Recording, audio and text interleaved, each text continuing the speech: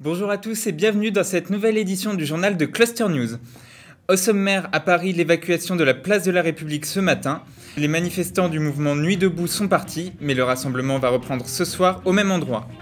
Nous reviendrons aussi sur la rencontre entre Manuel Valls et les syndicats étudiants. Ils doivent discuter de nouvelles mesures en marge de la loi El Khomri. Le gouvernement promet des évolutions très ambitieuses. Enfin, ces images de la visite de John Kerry à Hiroshima, une visite partagée entre l'émotion et les menaces de sanctions face à la Corée du Nord. On commence donc avec l'évacuation de la place de la République à Paris.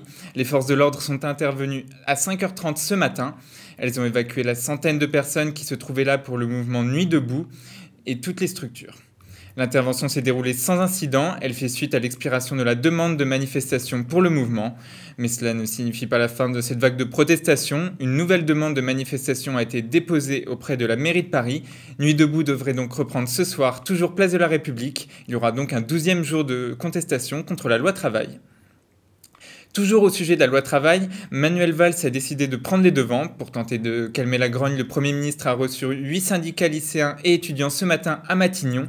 Son objectif, trouver un compromis pour contrer la colère des jeunes face à la loi travail. Andrea De Santis. Manuel Valls a une nouvelle fois rencontré les représentants lycéens et étudiants à Matignon ce lundi. Après une heure d'entretien avec les jeunes, le Premier ministre a annoncé une série de mesures. Les organisations étudiantes obtiennent une augmentation du coût des CDD, la prolongation des bourses pour les jeunes diplômés, plus de places en BTS ainsi que davantage d'aides financières et au logement. Le tout devrait coûter à l'État près de 500 millions d'euros par an, de quoi satisfaire leurs représentants. Évidemment, ces mesures, elles sont importantes. Elles correspondent à un investissement budgétaire. L'ensemble des mesures que je viens de citer correspondent à un investissement de 400 à 500 millions d'euros, notamment en fonction du taux de recours de certaines aides. Donc c'est évidemment une satisfaction pour l'UNEF d'avoir été entendu sur des revendications, d'avoir réussi à apporter des réponses aux jeunes qui se mobilisent, parce que depuis le début du mois de mars, c'est bien là notre objectif, de réussir à améliorer concrètement la situation des jeunes. Reste maintenant à valider ces mesures par des amendements dans la loi travail au Parlement. À l'étranger, l'émotion au Japon avec la visite de John Kerry. Il est le premier secrétaire d'État américain à venir visiter le mémorial d'Hiroshima bientôt 71 ans après la première explosion de bombe atomique de l'histoire. Après s'être déclaré profondément ému par les lieux, John Kerry a appelé à la construction d'un monde sans armes nucléaires. Une motivation qui l'incite à augmenter la pression sur la Corée du Nord.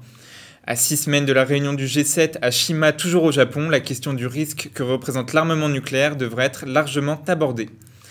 L'autre visite internationale du jour, c'est celle de Jean-Yves Le Drian en Irak. Le ministre des Affaires étrangères est à Bagdad pour rencontrer le président et le chef du Parlement irakien. La réunion va aborder la lutte contre le groupe État islamique et la participation de la France à la guerre contre les mouvances djihadistes.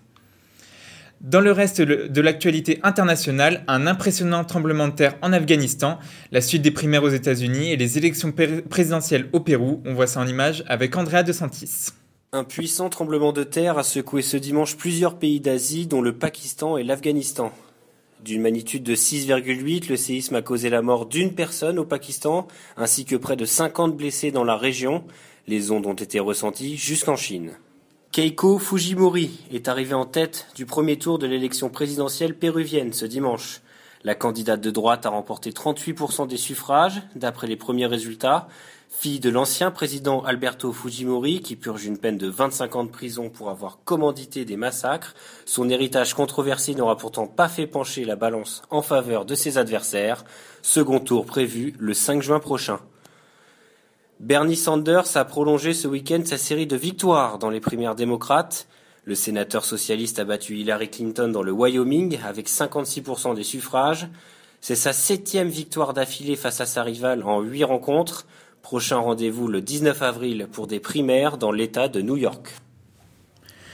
On revient en France, ça s'agite au Parti socialiste. Les responsables de la majorité doivent d'abord faire face à la croissance du mouvement d'Emmanuel Macron.